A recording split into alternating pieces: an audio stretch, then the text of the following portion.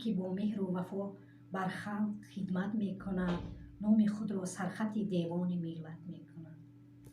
Саттор Қарахонов аз ҷумлаи қаламкашонест ки солиёни зиёд аст ки бо чакидаҳои хомаш дили садҳо мухлисони худро тасхир кардааст. ӯ яке аз фидоиёни касби хеш аст. ба мо ҳаққи устодӣ дорам. солиёни зиёд мо якҷо дар рӯзномаи вилоятии Хатлон якҷоя кор кардем паҳлӯи якдигар ва бисёр чизҳоро аз устод омӯхтем. навиштаҳои устод хеле ҷолиб, шавқовар ва як ҷавҳари тарбиявӣ,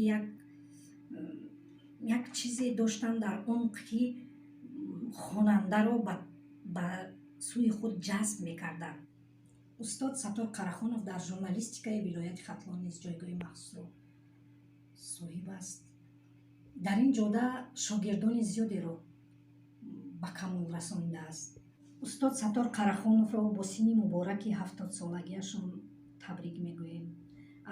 аз даргоҳи худованд ба ӯ осудаҳолӣ, тани бедард, рӯзгори беғам ва хушиҳои зиндагиро таманно дорем.